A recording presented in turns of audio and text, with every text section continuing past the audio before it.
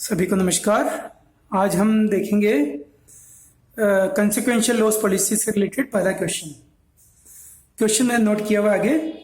इसमें आप देखें डिसलोकेशन पीरियड दे रखा 4 मंथ, यानी जो नेचुरल कैलामिटी या एक्सीडेंट के कारण जो पीरियड ऐसा रहा है, इंडेमनिटी पीरियड भी कह सकते हैं इसे, ये 4 महीने का रहा है। कंसिक्वेंशियल लॉस पॉलिसी है कुल मिलाकर 1,25,000 की। Sales 1 lakh out of is ₹40,000 sales from premises hired at the rate ₹1,000 per month. 1 lakh रुपए की सेल्स की गई, जिसमें 40,000 रुपए की सेल्स एक्स्ट्रा प्रेमिसेस को हायर करने के कारण हुई है।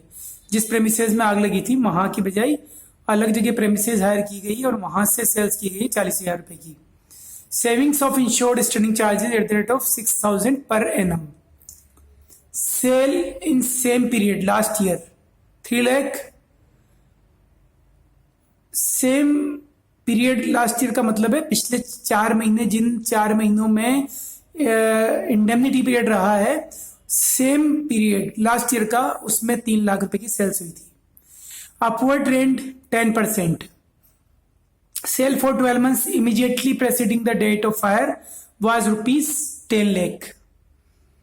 Information from last year.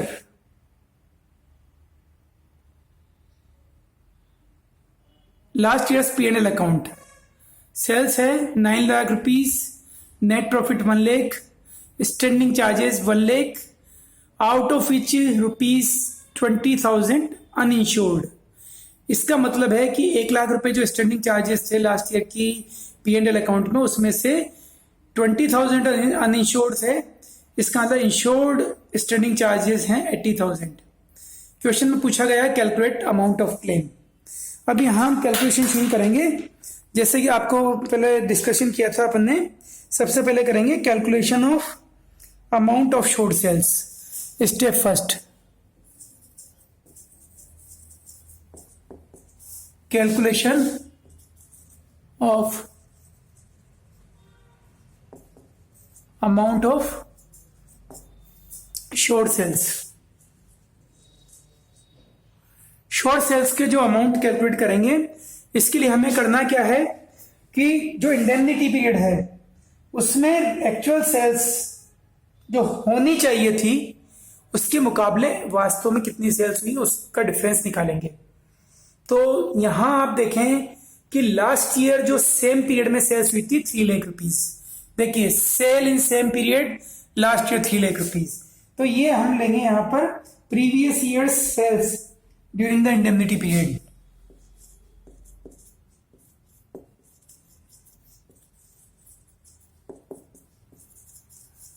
Sales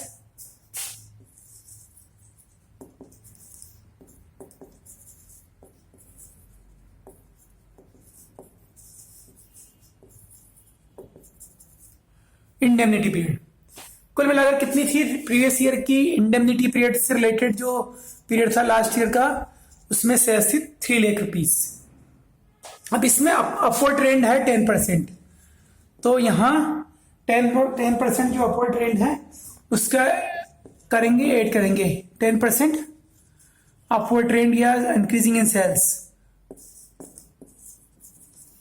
3 lakh का 10% हुआ 30,000। तो सेल्स एक्चुअल में यदि आग नहीं लगती प्रेमिसेस में या कोई नुकसान नहीं होता, तो नॉर्मल बेसिस पर 3,30,000 की सेल्स होनी चाहिए थी।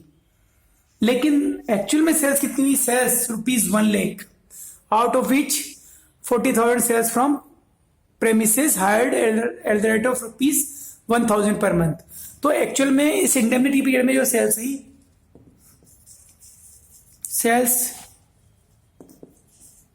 ड्यूरिंग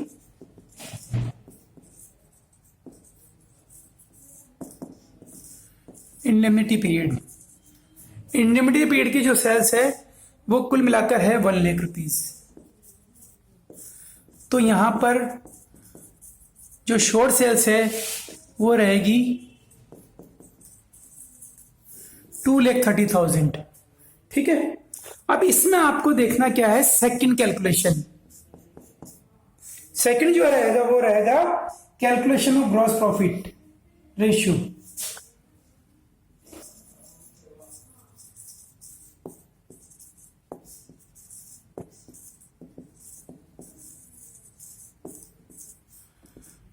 जीपी रेशियो निकालना है, उसके लिए हमें लास्ट ईयर के जो डाटा है, फाइनेंशियल ईयर लास्ट ईयर जिसका P&L अकाउंट दे रखा है उसको कंसिडर करेंगे यहां पर। और इसमें ग्रॉस प्रॉफिट का मतलब क्या है, क्योंकि नेट प्रॉफिट दिया हुआ 1 लाख रुपीस, तो यहां पर आपको करना क्या है कि GP upon sales into 100 last financial year का काम मिलेंगे, और GP equal to net profit plus insured standing charges. Net profit plus insured standing charges, आप देखें नेट प्रॉफिट कितना है 1 लाख रुपीस, तो यहां पर जीपी रहा 1 lakh rupees, 1 lakh rupees plus insured standing charges. Insured standing charges जैसे यहां पर इंफॉर्मेशन थी स्टैंडिंग चार्जेस की 1 lakh rupees, out of which ₹20,000 uninsured. इसका मतलब इंश्योर्ड स्टैंडिंग चार्जेस हैं 80,000 divide by sales during last financial year 9 lakh rupees into 100, it means 1,80,000 divide by 9 lakh into 100, it means 20%। GP rate रही 20%। Third calculation होगा calculation of loss of profit on short sales, यानी जो first calculation किया है short sales, first और second को multiply करेंगे, यानी GP on short sales.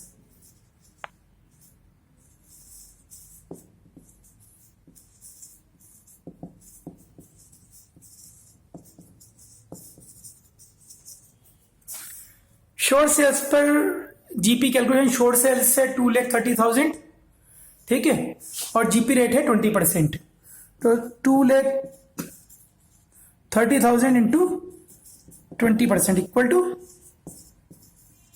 46,000 loss calculation रहेगा जीपी ऑन शॉर्ट सेल्स। ठीक है, अब इसके बाद करेंगे हम फोर्थ स्टेप। फोर्थ स्टेप में क्या है, फोर्थ स्टेप है कितनी पॉलिसी ली जानी चाहिए थी उसका कैलकुलेशन, जो कि लास्ट ईयर की जो सेल्स है, जो आग लगी उससे तुरंत पहले की जो सेल्स है 12 महीने की, उसको कंसिडर करते हुए निकालेंगे। तो यहां निकालेंगे calculation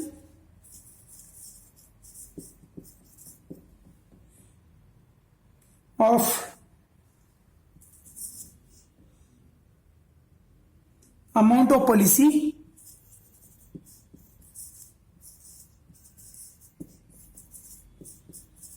to be taken. Amount of policy to be taken ये कैसे कैलकुलेशन करेंगे, जब आग लगी है उससे तुरंत पहले की जो सेल्स है, ये इंफॉर्मेशन दी हुई, sale for 12 months immediately preceding the date of fire was ₹10 lakh. तो यहां पर लेंगे sales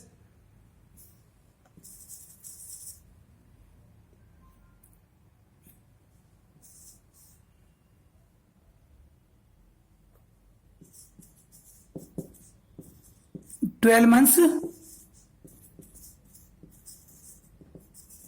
presiding the date of fire. कितना अमाउंट दे रखा है 10 लाख रुपीस, 10 लाख रुपीस। अब इसमें अपवर्ड ट्रेंड भी कंसिडर करेंगे। लास्ट ईयर ये 10 लाख रुपए की सेल्स हुई थी, तो इस साल जब आग लगी है या जो भी दुर्घटना हुई है उसके बाद नेक्स्ट 12 मंथ में कितनी सेल्स हो सकती थी। सीधी बात है, जो 10% अपवर्ड ट्रेंड भी जोड़ेंगे और तब पता लगेगा कि कितना सेल्स हो सकती थी नेक्स्ट 12 मंथ में। अपवर्ड ट्रेंड 10% अपवर्ड ट्रेंड रहेगा, इट मीन्स 1 लाख रुपीस। तो ये टोटल 11 लाख रही यहां पर एडजस्टेड सेल्स कहलाती है।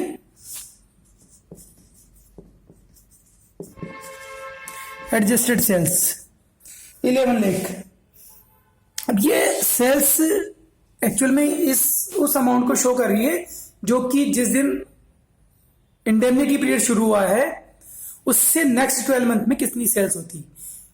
क्लियर है इसमें कि लास्ट 12 मंथ में जो सेल्स हुई है उसमें अपवर्ड ट्रेंड या डिक्रीजिंग ट्रेंड जो भी है उसको एडजस्ट करने के बाद जो सेल्स निकालेंगे एडजस्टेड सेल्स रहेगी।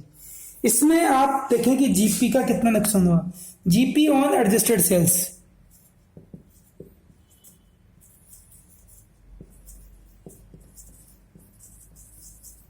एडजस्टेड सेल्स पर जीपी कितना, 11 लाख की जो एडजस्टेड सेल्स है उस पर 20% यानी 2,20,000 रुपए कुल मिलाकर जीपी और एडजस्टेड सेल्स है। इसका मतलब है कि amount of policy to be taken कितना रहेगा,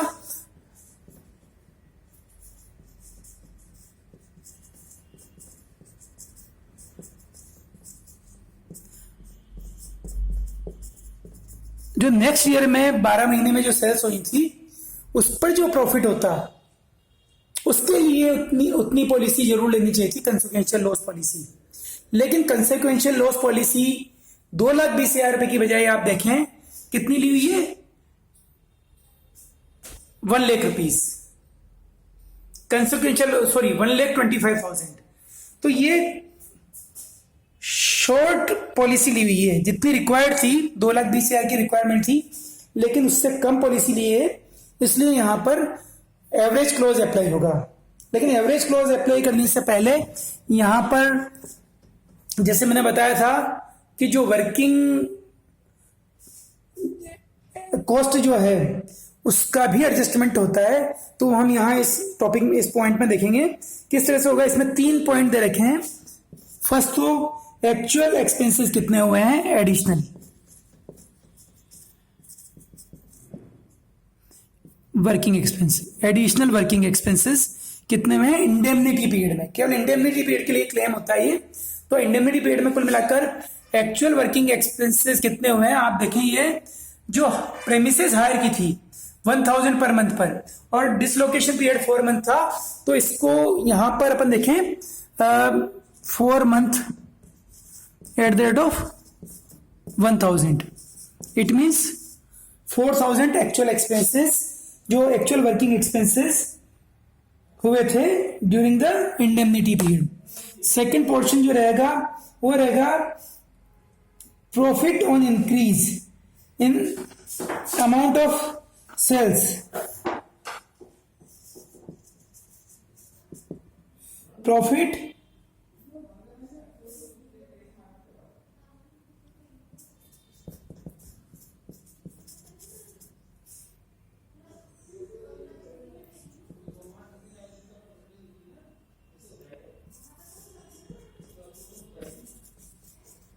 amount of sales. Amount of sales से जो है तो इस पर कितना प्रॉफिट हो सकता था, जो एडिशनल एक्सपेंसेस किए हैं, जो एडिशनल सेल्स जनरेट करने के लिए जिसके लिए हम एडिशनल वर्किंग एक्सपेंसेस की क्लेम करना चाहते हैं, वो उसके लिए कितनी सेल्स है एडिशनल। आप देखें एडिशनल सेल्स हुई है 40,000, क्योंकि खुद के प्रेमिसेस में कोई एडिशनल एक्सपेंसेस नहीं किए। 60,000 सेल्स तो खुद की प्रेमिसेस में की गई है और बाकी जो सेल्स है वो की गई है रेंटेड प्रेमिसेस में। और रेंटेड प्रेमिसेस क्योंकि एडिशनल वर्किंग एक्सपेंसेस चाहिए, 40,000 सेल्स हुई है 1,000 पर मंथ पर जो प्रेमिसेस ली है, तो 40,000 जो एडिशनल सेल्स हुई है एडिशनल वर्किंग एक्सपेंसेस के कारण उसको यहां पर उस पर जो प्रॉफिट हो सकता था वो यहां पर लेंगे, यानी एक्चुअल एक्सपेंसेस या प्रॉफिट जो हुआ है। और थर्ड पॉइंट है एडिशनल एक्सपेंसेस, जिसका फॉर्मूला पहले डिस्कस किया हुआ अपन ने, expenses into net profit plus insured standing charges, net profit plus total standing charges. ये फॉर्मूला रहेगा। एडिशनल एक्सपेंसेस आप देखें कितने हुए हैं, एडिशनल वर्किंग एक्सपेंसेस थे 4,000, तो 4,000 इंटू नेट प्रॉफिट है नेट प्रॉफिट कौन सा वाला लेंगे, जो कि यहां पर दिया हुआ है लास्ट फाइनेंशियल ईयर में 1,00,000 rupees plus insured standing charges कितने थे, ओवरऑल टोटल स्टैंडिंग चार्जेस थे 1,00,000 रुपीज, लेकिन 20,000 अनइंश्योर्ड थे, इसका मतलब इंश्योर्ड स्टैंडिंग चार्जेस ऑफ 80,000। तो 1,00,000 प्लस ऑल स्टैंडिंग या टोटल स्टैंडिंग चार्जेस है 1,00,000 rupees, I 4,000 into 1,80,000 divide by 2,00,000, it means 90% of 4,000, यानी टोटल 3,600।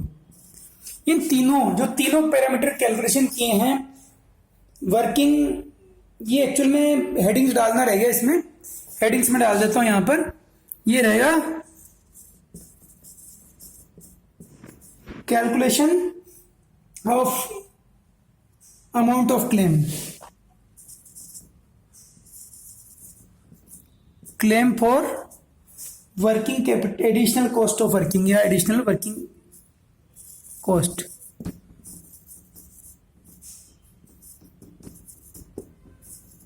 एडिशनल वर्किंग कॉस्ट, तो ये कैलकुलेशन जो रहेगा, ये हेडिंग्स है calculation of claim for additional working cost.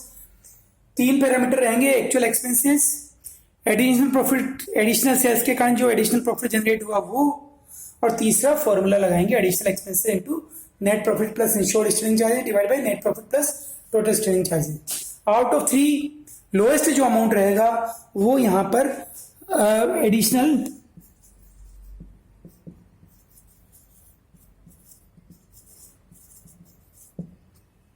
Working expenses. तो ये एडिशनल वर्किंग एक्सपेंसेस जो क्लेम किया जा सकता है या जो एलिजिबल है, एडिशनल वर्किंग एक्सपेंसेस क्लेम्ड 3,600, लेकिन इसमें सेविंग्स भी हुई है। आप देखें यहां दिया हुआ savings of insured standing charges 6,000 per annum, तो इसमें से लेस करेंगे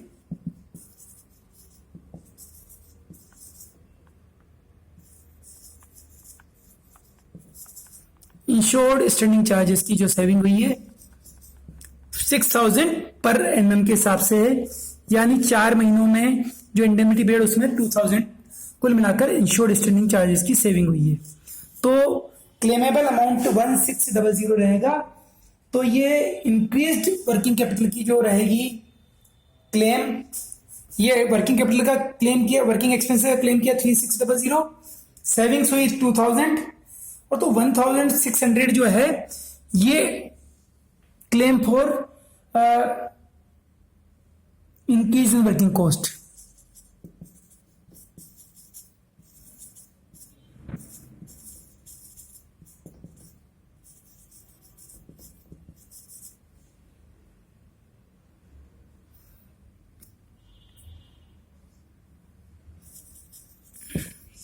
तो जो इंक्रीज होगा उसी का क्लेम होगा। और इसके बाद अगला जो पोर्शन रहेगा 6 नंबर का पॉइंट, 6 नंबर में एप्लीकेशन ऑफ एवरेज क्लोज रहेगा।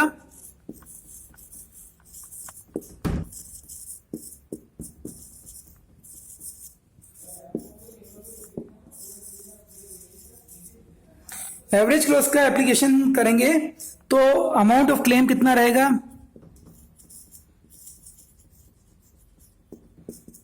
फॉर्मूला आपको ध्यान है, इंश्योर्ड अमाउंट। तो इसमें इंश्योर्ड और इंश्योरेबल अमाउंट दोनों का जो रेशियो है उसी को काम में लेंगे, insured amount divide by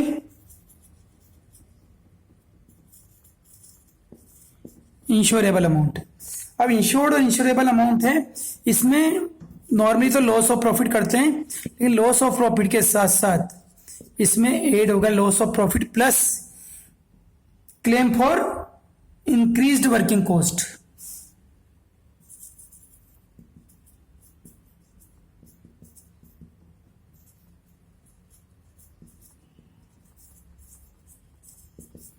insured amount कितना था, जैसे हमने देखा है शुरू में, कंसेक्वेंशियल लॉस पॉलिसी 1,25,000 की ली हुई है, ठीक है। लेकिन इंश्योरेबल अमाउंट जो स्टेप नंबर 4 में कैलकुलेट किया गया है, amount of policy to be taken 2,22,000, ये यहां पर इंश्योरेबल अमाउंट रहेगा। तो डिवाइड करेंगे 2,20,000 into loss of profit. Third number point पर कैलकुलेशन किया 46,000, तो 46,000 यहां पर लेंगे, साथ में इसमें ऐड करेंगे claim for increased working cost. Increase working cost का स्टेप 4 में अपन ने कैलकुलेशन किया है 1600। इंक्रीज्ड वर्किंग कॉस्ट जो थी, वर्किंग एक्सपेंसेस 3600 थे, लेकिन सेविंग्स हुई है उसमें इंश्योर स्ट्रिंग चार्ज की 2000, यानी एक्चुअल वर्किंग कॉस्ट जो इंक्रीज हुई थी वो 1600 थी, तो यहाँ 1600 लेंगे। और इसके बाद जो कैलकुलेशन होगा वो 125 डिवाइड बाई 220 इंटू 47,600। इसमें कुल मिलाकर जो कैलकुलेशन का फाइनल आंसर आएगा वो आएगा 27045। ये क्लेमेबल अमाउंट रहेगा, ये हमारा आंसर है, क्योंकि क्वेश्चन में पूछा गया था कैलकुलेट अमाउंट ऑफ क्लेम, तो अमाउंट ऑफ क्लेम जो रहेगा वो 27045 आएगा। इसमें आप देखें, इसमें अब दोबारा हम एक बार रिव्यू कर लेते हैं। इसमें फर्स्ट स्टेप में आपको कैलकुलेशन करना है शॉर्ट सेल्स का। शॉर्ट सेल्स इंडेमनिटी पीरियड के इक्विवेलेंट पीरियड की सेल्स को बेस बनाना है। लास्ट ईयर की जो इंडेमनिटी पीरियड की इक्विवेलेंट पीरियड था उसकी सेल्स को बेस बनाते हुए अपवर्ड ट्रेंड को कंसीडर करके और डिफरेंस निकालेंगे जो एक्चुअल में इंडेमनिटी पीरियड की सेल्स हुई है। इस तरह शॉर्ट सेल्स आ जाएगी। कैलकुलेशन जीपी रेशियो का जो कैलकुलेशन करेंगे, जीपी का फॉर्मूला यहाँ पर लॉस ऑफ स्टॉक से अलग तरह से निकलेगा। यहां पर रहेगा net profit plus insured string charges equal to GP. इसको काम में लेते हुए सेल्स, और ये जो जीपी और सेल्स काम में लेंगे ये लेंगे लास्ट फाइनेंशियल ईयर का, ठीक है। थर्ड में फर्स्ट और सेकंड का जो आउटकम है उनका मल्टीप्लिकेशन करके यहां पर जीपी और शॉर्ट सेल्स निकाल लेंगे। फोर्थ स्टेप रहेगी amount of policy to be taken. इसके लिए जिस दिन इंडेमनिटी पीरियड शुरू हुआ है उससे पहले 12 महीने की सेल्स कितनी थी उसको बेस लेंगे, उसमें अपवर्ड ट्रेंड लेंगे और जो टोटल अमाउंट आएगा उससे कहेंगे एडजस्टेड सेल्स। एडजस्टेड सेल्स जो होती है वो इस बात को रिप्रेजेंट करती है कि नेक्स्ट ईयर इंडेमनिटी पीरियड जिस दिन हुआ है शुरू, उस दिन से लेकर अगले 12 महीने में कितनी सेल्स हो सकती थी और उस सेल्स पर कितना जीपी अर्न हो सकता था। GP on adjusted sales at the rate of 20% निकाला है 2,20,000। इतना कम से कम इंश्योरेंस लिया जाना चाहिए था, लेकिन इंश्योरेंस क्योंकि कम लिया है 1,25,000 ही लिया है, तो इसलिए यहां पर शॉर्ट इंश्योरेंस लिया हुआ है और ऐसी सिचुएशन में एवरेज क्लोज अप्लाई होगी। लेकिन इस क्वेश्चन में एडिशनल वर्किंग कॉस्ट भी दी हुई है, एडिशनल वर्किंग एक्सपेंसेस दिए हुए हैं। तो एडिशनल वर्किंग एक्सपेंसेस का मतलब है ऐसे एक्सपेंसेस जो कि एडिशनल एफर्ट्स के लिए किए गए हों। आप देखें यहां क्वेश्चन में एडिशनल प्रेमिसेस को रेंट पे लिया गया है 1000 पर मंथ पर, तो यहां पर ऐसी सिचुएशन में 4 मंथ के जो एडिशनल रेंट है वो 4000 हुआ है। और एडिशनल सेल्स जो केवल रेंटेड प्रेमिसेस से हुई है, वैसे तो कुल सेल्स 1 लाख रुपए हुई है, लेकिन 40,000 रुपए की जो सेल्स है वो रेंटेड प्रेमिसेस से हुई, क्योंकि एक्स्ट्रा एफर्ट किए गए हैं। नॉर्मल जो उसका बिजनेस प्रेमिसेस था वहां पर जो सेल्स हुई वो एडिशनल वर्किंग कॉस्ट नहीं मानी जाएगी उसके लिए। ये एडिशनल खर्च किए गए हैं 4,000 रुपीज। किसके लिए? 40,000 की सेल्स इससे जनरेट हुई है, 20% के हिसाब से 8,000 रुपए का यहाँ प्रॉफिट और इंक्रीज्ड सेल्स तो 8,000 है। और यहाँ एक थर्ड फॉर्मूला लेंगे, additional expenses into net profit plus insured standing charges divided net profit plus total standing charges. और नेट प्रॉफिट और इंश्योर्ड स्टैंडिंग चार्जेस ये पूरे लास्ट फाइनेंशियल ईयर से रिलेटेड अमाउंट लिया जाएगा। तो यहाँ पर एडिशनल एक्सपेंसेस है 4,000 into 1,80,000, net profit plus insured standing charges, net profit plus total standing charges 2 lakh, तो ये कुल मिलाकर 3600 क्लेमेबल अमाउंट रहेगा एडिशनल वर्किंग एक्सपेंसेस के लिए। लेकिन यहाँ सेविंग्स भी हुई है इंश्योर्ड स्टैंडिंग चार्जेस में, जिसकी सूचना दी हुई है कि savings of insured standing charges at the rate of 6000 per annum. तो पर एनम 6000 है, तो 4 मंथ का जो इंडेमनिटी पीरियड है उसमें 2000 ही इंश्योर्ड स्टैंडिंग चार्जेस की सेविंग्स रहेगी। तो क्लेम कितने का होगा? एडिशनल एक्सपेंसेस का जो क्लेम है वर्किंग एक्सपेंस का 3600 है, लेकिन सेविंग्स है 2000, इसलिए बैलेंस अमाउंट का ही क्लेम किया जाएगा 1600 का। और जब एप्लीकेशन ऑफ एवरेज क्लोज करेंगे, नॉर्मल फॉर्मूला है insured amount divide by insurable amount into loss of profit. लेकिन यहाँ जो एडिशनल वर्किंग कॉस्ट है, इंक्रीज इन वर्किंग कॉस्ट का जो क्लेम है उसको भी जोड़ेंगे लॉस ऑफ प्रॉफिट में। 46,000 तो लॉस ऑफ प्रॉफिट था, थर्ड स्टेप में हमें पता लगा था, और इसमें प्लस करेंगे एडिशनल वर्किंग कॉस्ट 1600, और इंश्योर्ड अमाउंट 125,000 की ही पॉलिसी ली हुई है, जबकि इंश्योरेबल अमाउंट था 2,20,000। ये पता लगा मैं फोर्थ स्टेप से 2,20,000। ठीक है, तो यहाँ कैलकुलेशन करने पर पता लगा कि जो एप्लीकेशन ऑफ एवरेज क्लॉज के बाद जो अमाउंट ऑफ क्लेम आता है वो 27045 आता है। ठीक है, तो हमने ये इंडेमनिटी कंसिक्वेंशियल लॉस पॉलिसी वाला क्वेश्चन देखा है। इसमें मेरे ख्याल में हर स्टेप से लगभग कवर हो चुकी हैं, फिर भी एक क्वेश्चन और हम देखेंगे। धन्यवाद।